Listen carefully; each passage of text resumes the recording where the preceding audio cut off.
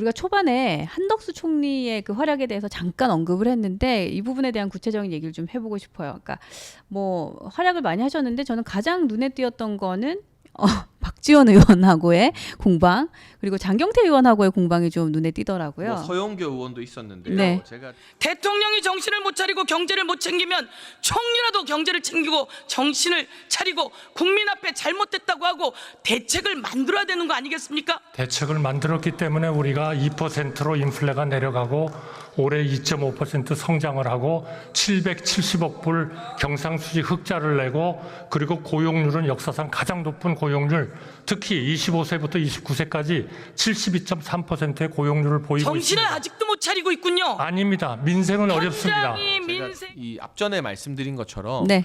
국민의힘 국회의원들이 보여주지 못하고 있는 전투력을 한덕수 총리가 아마 뭐 국민의힘 국회의원 다 포함해서도 최고령일 텐데요. 네. 여권에서는 네네. 노익장으로 정말 보여주고 있습니다. 그러니까 음. 삼국지에 노익장 하면은 이제 유비 밑에 있었던 황충이라는 장군이 황충. 대표적으로 거론되는데 네. 요새 한덕수 총리를 보면 황충이 떠오르는 정도로 그 노익장을 보여주고 있어요. 뭐 때려잡으라는 물가 잡고 은행 금리 잡고 의료 대란 잡아야 된다고 해야 성공한 대통령이 될 수 있는 것 아니에요?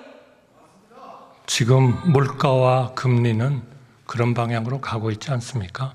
물가는 2%입니다. 8월 달에. 이거는 전 세계에서 거의 가장 좋은 실적입니다. 그러니까 미국보다도 더 좋아요. 뭐 장경태 의원 같은 경우는 민주당에서 젊은 의원이지만 네.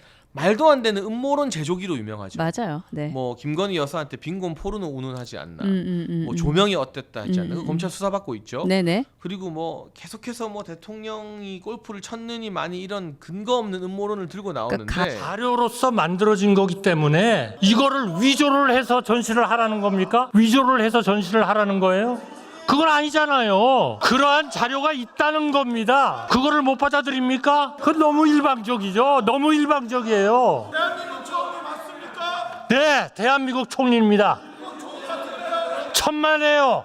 그렇게 안 됩니다. 작년에 후쿠시마 가지고 싸울 때요, 일본 총리라고 얘기 많이 들었어요. 그런 모욕을 하지 마세요. 국민을 움직이는 정치의 힘은 모욕과 능멸에 있는 게 아닙니다. 내려가도 됩니까? 아니요. 국민을 능멸하는 것은 지금 대한민국 대통령입니다. 아닙니다. 대통령의 공식 발언 500개 천만에요. 중에 들으세요.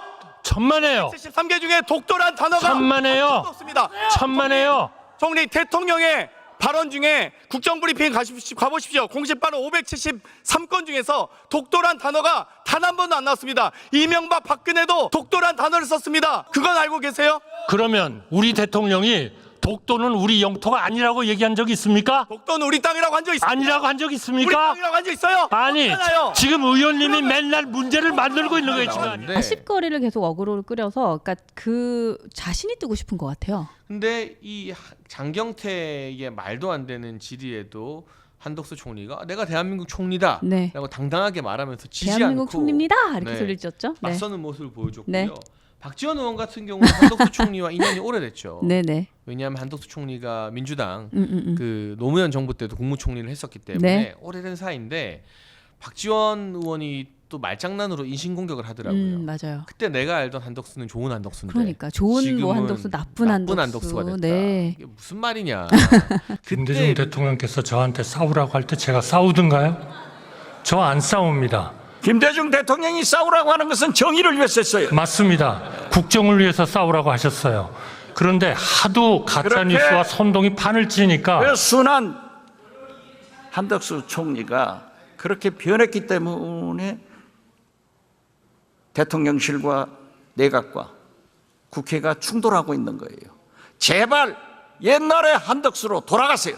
의원님 저 안 그것이 변했습니다. 나라를 살리는 길이에요. 저 의원님 존경하고요. 의원님하고 말레이시아에 가서 외환위기 극복하기 위해서 노력했던 거 지금도 생생하게 기억하고 있습니다. 제가 왜 변합니까? 왜 변해야 됩니까? 좋은 한덕수였는데 지금은 나쁜 한덕수예요. 그거는 제가 부족하기 때문에 그렇습니다. 죄송합니다. 그때 민주당보다 지금 민주당이 형편없이 더 망가졌다는 걸 한덕수 총리가 누구보다 잘 알고 있을 그럼요. 겁니다. 네. 그래서 한덕수 총리가 그 박지원 의원의 말도 안 되는 망언과 막말의 선을 딱 그으면서 팩트로 네. 민주당의 가짜 뉴스와 선동을 후드려 패는 모습 보여줬고요. 앞권은 이제 서영교 의원이었습니다. 네. 서영교 의원이 뭐 지금 다른 나라들은 경제가 좋은데 네. 대한민국 경제만 나락으로 간다. 네. 그 말도 안 되는 가짜 뉴스. 근거가 없잖아요. 그러니까 정말 이 국제 경기가 금리 인상으로 어려울 때 대한민국이 그나마 물가 인상을 억제하고 이 국가 성장률을 2% 이상으로 계속 유지시키면서 네. 영국의 이코노미스트 같은 경제 전문지에서는 2023년 전 세계 모든 나라 중에 네. 윤석열 정부 대한민국이 세계 2등으로 경제 운용을 잘했다라고 평가를 했어요. 영국에서요? 네. 근데 그 권위 있는 이코노미스트가 아무 근거 없이 그런 평가를 하겠습니까? 그렇죠. 그러니까 물가 상승률이나 경제 성장률 등 데이터를 가지고 이야기해야 되는데 그 서영교 의원 그냥 소리나 냅다 지르고 막 악을 쓰는 그 버릇이 있어요. 맞아요. 근데 네. 한덕수 총리가 뉴스 보고 말해라. 기사 좀 보고 팩트 좀 봐라. 라면서 조곤조곤 팩트로 밀리지 않고 맞짱을 네. 뜨는 모습 보여주는 네. 게 속이 참 시원했고요. 맞아요. 네. 이렇게 나와줘야 뉴스가 공평하게 나와요. 맞아요. 그냥 국회의원들이 악다구니 쓴다고 예 의원님 유감입니다 하고 옛날처럼 물러서면 네.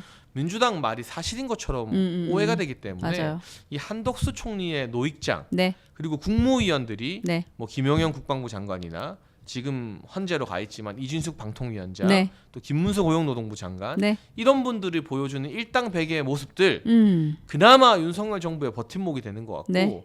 이분들의 모습을 국민의힘 국회의원들이 네. 좀 보고 많이 배우면 좋겠습니다. 맞아요. 그리고 한 가지 더 좀 전 인상이 깊었던 게 그 한덕수 총리가 어쨌든 뭐 이렇게 본인이 하실 말씀을 다 하면서도 격을 지키는 그 모습이 참 좋더라고요. 그러니까 막 아까 악다구니를 쓴다라고 얘기를 하셨는데 그분은 막 소리를 지르셔도 그러니까 화가 났구나라는 생각이 들지 억울하구나라는 생각이 들진 않잖아요. 그리고 그 박지원 의원하고 이제 만담이 딱 끝나고 나서 만담이라고 제가 표현했어요. 만담이 딱 끝나고 나서 우리 박지원 의원이 이제 들어가서 좀 쉬세요 이렇게 얘기를 해요. 그러니까 자기가 권위자처럼. 그랬더니 오히려 우리 총리님께서는 이렇게 뵈니까 정말 좋습니다 이렇게 얘기하고 들어가시거든요. 뼈 있는 말이 있었죠. 네. 박지원 의원 보고 모든 정권에 걸쳐서 최고였던 박지원 의원님은 따라갈 자가 없다. 네. 이거는 네. 칭찬이 아니라 네. 매기는 거예요. 제가 보기에는 이제까지 그 비서실장으로서 공보수석으로서 홍보수석으로서 모든 정권에 걸쳐서 최고였던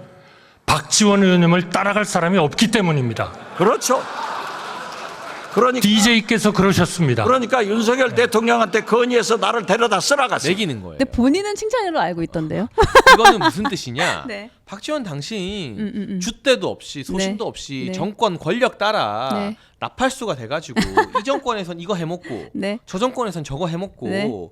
그러지 않았느냐. 근데 본인은 되게 과찬인데 본인한테 들어온 과찬이라 생각하고 있어요. 저는 지금. 저게 언중유골이라고 봐요. 그러니까요. 한덕수 총리의 내공이 담긴 모든 국민은 다 아는데 네. 본인만 모르는 걸 수도 있어요. 웃으면서 띄워주는 것 같지만 박지원 당신 아직까지도 그러고 싶냐 이제 그만해라 그 정도로 모든 민주당 정권마다 호의호식했으면 된 거 아니냐라는 네. 그런 뼈 있는 아주 수준 높은 한마디였다고 생각합니다. 그리고 그 인상 깊었던 또 말이 이런 것도 있었어요. 국민을 움직이는 정치는 모욕과 능멸에 있는 게 아닙니다. 이렇게 얘기를 하시거든요. 근데 그 좀 어떻게 보면 공방이 오가는 급격한 상황에서 이렇게 딱 나오는 말이잖아요. 그러니까 그 말은 내가 평소에 갖고 있는 소신이 아니면 나올 수 없는 말이라고 생각이 들기도 하더라고요. 품위를 잘 지키는 거죠. 네네. 그러면서 품격을 지키는데 네. 원래 한덕수 총리가 네.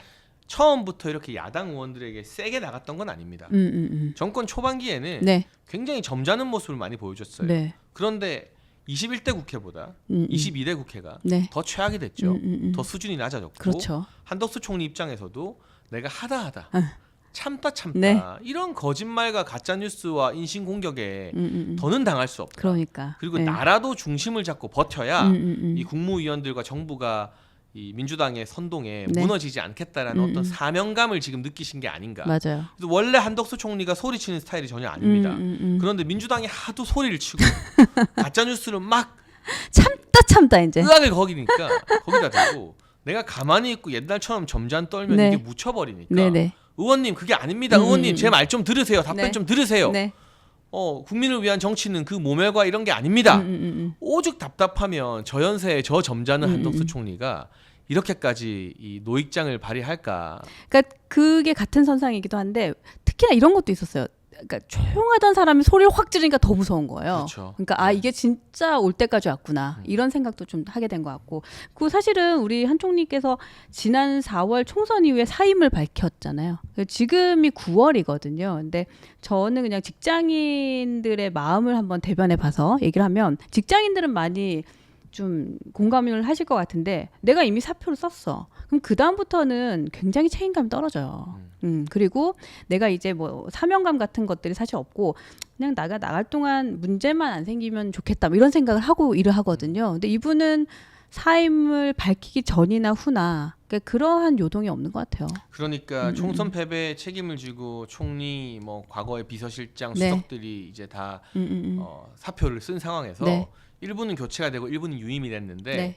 국무총리 같은 경우는 국회 인준이 필요하기 때문에 네. 민주당이 누구를 내세워도 안 네. 해줄 가능성이 큽니다. 그럴 수 있죠. 그렇더라도 이제 언젠가는 또 한번 내각 교체가 필요하긴 하겠지만, 네. 지금은 한덕수 총리가 무게 중심을 잡으면서 어려운 국면을 적어도 올해 정기국회와 예산안 통과까지는 잘 이끌어주는 게 너무나 큰 힘이 되고 있고요. 네.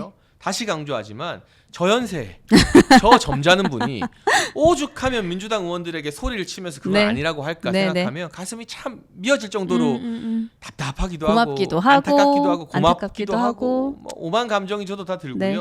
여기서 또 이 김용현 국방부 장관이나 네. 또는 김문수 고용노동부 장관, 정말 민주당의 말도 안 되는 인신공격과 선동에도 네. 굴하지 않고 할 말은 다 하는 모습, 네. 그것도 총리가 앞에 나가서 이렇게 싸워주기 때문에 장관들도 힘을 낼 수 있는 아, 거거든요. 그럼요. 네. 그러니까 지금 국회를 보면 네. 사실 많이 답답하고 힘이 빠지는데 그나마 이 총리와 장관들, 국무위원들이 일당백을 해주는 바람에 네. 지켜보는 분들도 그나마 조금은 속 위로가 시원함을 됐고. 느끼고 위로를 네. 받고 버티는 게 아닌가 싶습니다. 네, 저희가 이제 추석을 앞두고 있는데 추석 민심이라는 말도 있고, 사실 추석 밥상에서 오가는 정치권의 이야기들도 많이 있잖아요. 그러니까 한덕수 총리의 이야기도 이번에 추석 민심에서 정부를 좀 옹호하는 사람들이 많이 생겨나지 않을까라는 좀 생각이 들고요. 뭐 명절에 어떻게 지내세요? 뭐 일단 저는 뭐 방송이나 기존 일정들을 소화할 가능성이 높은데요. 네. 명절에 지켜보시는 분들 일단 건강이 최우선입니다. 아프시면 안 되고, 네. 다만 오늘도 이제 한덕수 총리와 여러 당과 부처 관계자들이 명절 응급실 의료 관리와 관련해서 회의를 했는데요. 네. 정부에서 응급실 수가를 대폭 확대하고 맞아요. 네. 응급실에 전문의들이 배치될 수 있게 재정 지원도 많이 하고 있습니다. 네, 네. 그러니까 지난 설보다 이번 추석 때 활성화되는 응급실이 훨씬 더 늘어난다고 해요. 그렇지만 경증, 네. 그러니까 뭐 가벼운 감기나 몸살 같은 경우는 동네 의원을 찾아주시기를 좀 네. 부탁드리고 네, 싶고요. 네.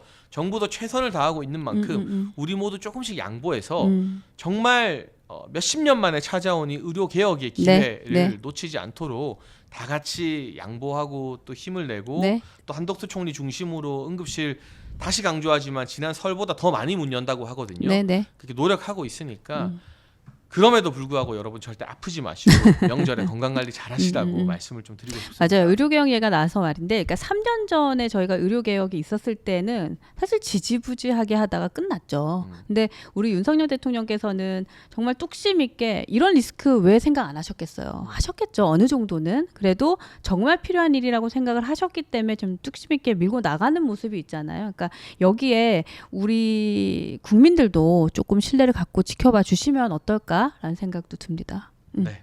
좋습니다. 오늘 이렇게 해서 저희가 지금 간만에 그래도 한덕수 총리 덕분에 좀 시원한 얘기도 한 것 같아요. 잘하는 사람 칭찬도 좀 해야죠. 그러니까. 못하는 정치인들 비판만 할 게 네, 아니라. 네. 그래서 저희가 뭐 이재명 또 문재인 이 두 분을 보고 좀 답답했던 마음 한덕수 총리 보고 위로 많이 얻으셨길 바라고요. 오늘도 저희가 이렇게 해서 말씀을 마무리하도록 하겠습니다. 명절 앞두고 있는데요. 우리 장전최고 말씀대로 건강하시고 아프지 마시고요. 즐거운 명절 되시기 바랍니다. 오늘 여기까지 할게요. 고맙습니다. 감사합니다. 네, 고맙습니다.